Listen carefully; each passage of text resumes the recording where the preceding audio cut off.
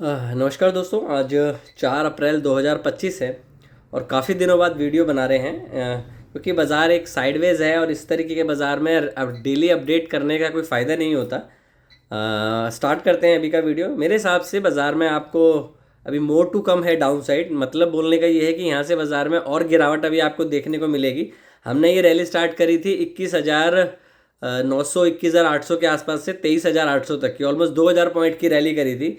तो हम mid of the range में खड़े हैं और मिड ऑफ द रेंज का मतलब ये है कि यहाँ से आपको, क्योंकि अगर आपके अनसर्टनिटीज़ और ये जो टैरिफ का प्रॉब्लम है ये ओवरनाइट ख़त्म नहीं होगा, क्योंकि अभी तो इस चीज़ में आपको ये इनकॉर्पोरेट करना पड़ेगा हर कंट्रीज़ को कि हमें फ़ायदा क्या है और नुकसान क्या है। ऑब्वियसली कि कुछ जगहों पे ये हो गया, कर दिया है कि अमेरिका पे जो टैरिफ लगाते हैं वो ज़ीरो कर देंगे, बट कुछ का इसका नेगेटिव आउटकम भी आएगा। तो नेगेटिव आउटकम आपको प्राइस के बिहेवियर से समझना चाहिए, बिकॉज जिस हिसाब से आपके लार्ज कैप में सेलिंग आ रही है अदर देन एचडीएफसी, ठीक है, बैंकों ने परफॉर्म किया है कि होल्ड करने की कोशिश कर रहा है, बट अगर आपकी दो पैर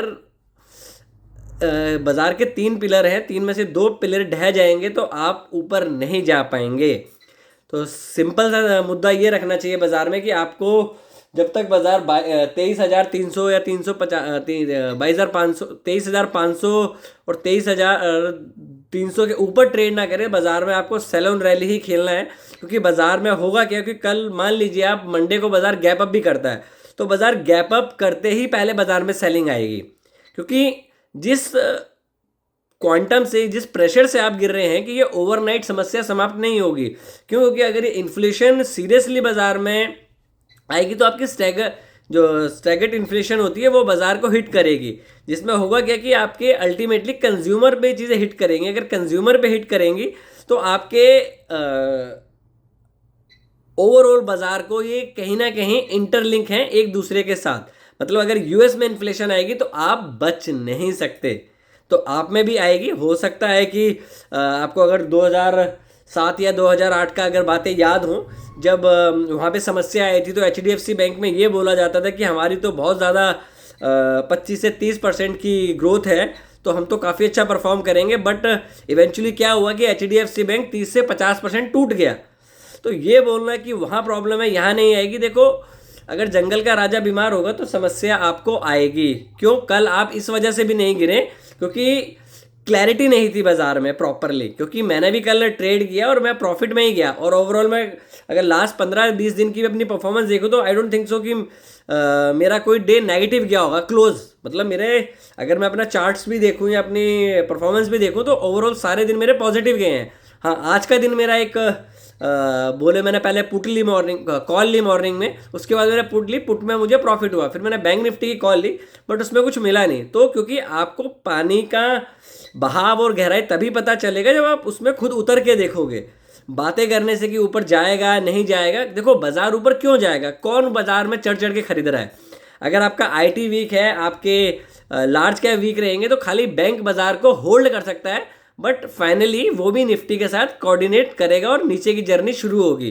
तो लॉन्ग स्टोरी को शॉर्ट करते हैं और बाजार में मोमेंटम डाउन साइड है, तो इस गलत फहमी में ना रहे कि ये ओवरनाइट की समस्या है। इन्फ्लेशन आना आसान है, अब जाती नहीं है इस तरीके से, क्योंकि जब कंजम्पशन महंगा हो जाएगा तो अल्टीमेटली जो इम्पैक्ट पड़ेगा वो कंज्यूमर पे पड़ेगा।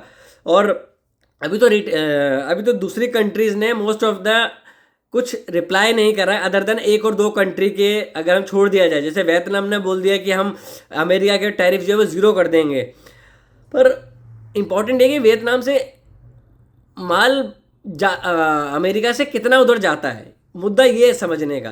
तो मेरे हिसाब से बाजार में आपको गिरावट अभी और देखने को मिलेगी, क्योंकि करेंसी इसलिए भी आपकी स्टेबल हो रही है कि डॉलर गिर रहा है और क्रूड ऑयल गिर रहा है। आप इस चीज़ को समझे, मार्केट हर चीज़ का कॉग्निसेंस उस समय लेती है जब प्राइस में उस चीज़ को इंटर लिंक किया जाए। आपका क्रूड गिर रहा है, आपका डॉलर गिर रहा है, इससे ये रिलेशन आप लगा सकते हैं कि जो डिमांड है वो कम हो जाएगी। अगर डिमांड कम हो जाएगी, सप्लाई ज़्यादा होगी, तो ऑब्वियस है कि आपके कंजम्पशन कम हो जाएगा। जब कंजम्पशन कम होगा तो आप ऊपर नहीं जाओगे।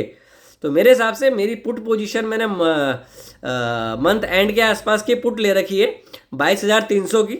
अगर बाजार में कुछ बड़ा गैप अप भी होता है तो पहले वहाँ से डाउन साइड आपको देखने को मिलेगी, अनटिल अनलेस आप कल के हाई के आज के हाई के ऊपर खुल जाए मंडे को, तो ही एक मोमेंटम ऊपर को मिलेगा। अगर आप मिड ऑफ द रेंज खुलते हैं मंडे को बाजार में, तो पहले आपको सेलिंग प्रेशर देखने को मिलेगा, बाजार उसके बाद ऊपर जाएगा। तो अभी मोर टू कम है, बाजार और नीचे जाएगा। तो अपनी पोजीशन उस तरीके से बनाएं और अपने आप पोर्टफोलियो को हेज कर सकते हैं 22,200 22,500 के पुट लेके, क्योंकि ये जो लेवल्स हैं ये जल्दी आपको टूटते हुए देखने को मिलेंगे। कोई भी ट्रेड ले तो अपने वित्तीय सलाहकार से ज़रूर एक बार परामर्श करें। Thank you, take care and trade well.